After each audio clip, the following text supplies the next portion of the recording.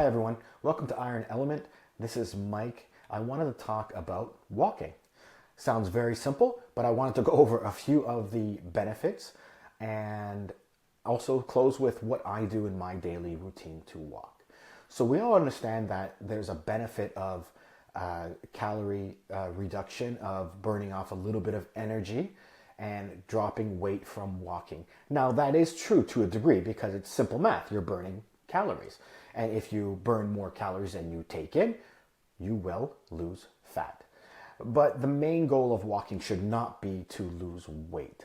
The main goal of walking is general health. Yes, the weight loss might come with it, but you really don't burn that many calories by walking.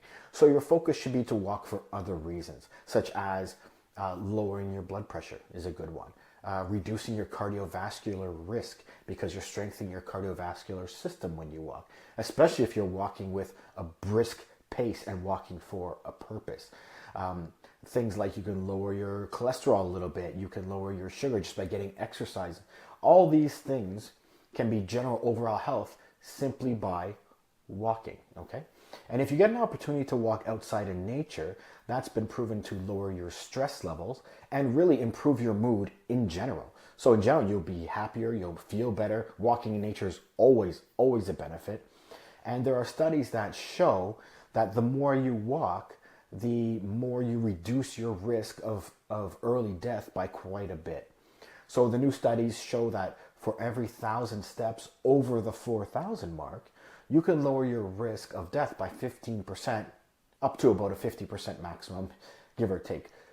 So that means if you're doing 10,000 steps a day, you can literally walk yourself to a longer life, which is really the main goal here, to be healthy, live a healthy, longer life, and also have better markers in your health markers, like your blood markers and things like that.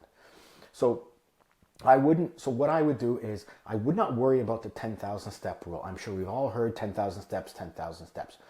I'll give you a little bit of insight. I do not do 10,000 steps. I'd like to do close to that.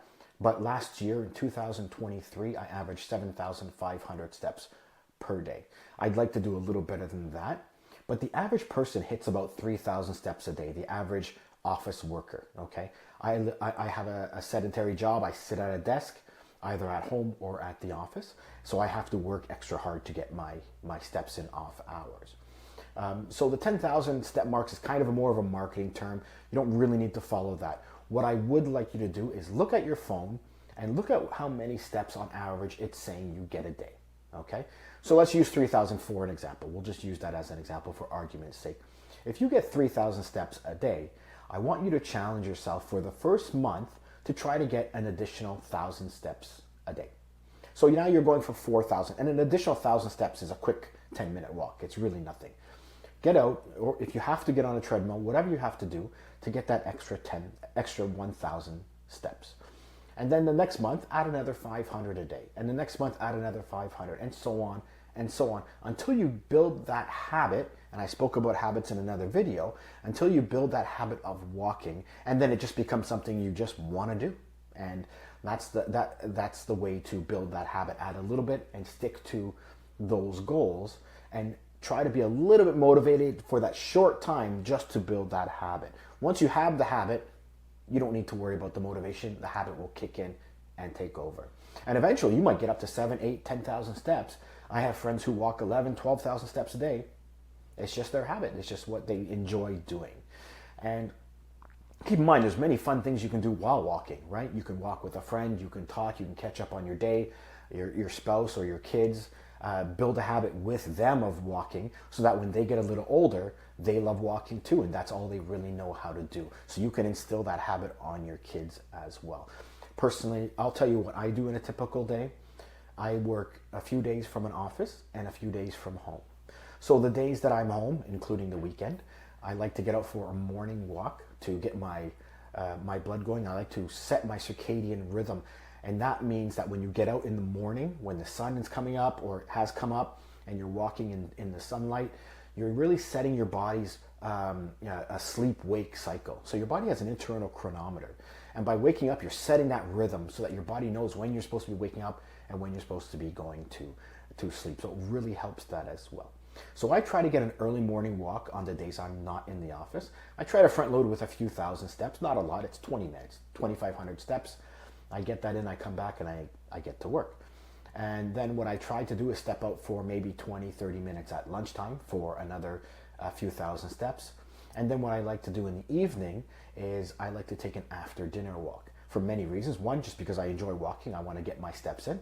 And number two, it's great after dinner because after you've eaten, it really helps with digestion, the walking. So that helps the digestive system. It's a great way to get going. And if I'm walking alone, I like to listen to podcasts. Or I like to listen to Audible books.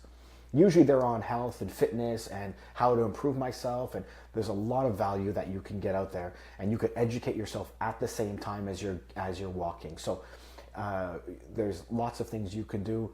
Either you're walking with a friend or family, whatever. But if you're by yourself, there's a lot of knowledge that you can pick up as well. That's my routine. I try to do 2,500 in the morning, 2,500 in the afternoon, and 2,500 at night. That usually puts me around the 75 to 8,000 mark on average. Weekends I try to get a little more. Now the days that I go into the office, I do not do a morning walk because I'm up earlier and commuting.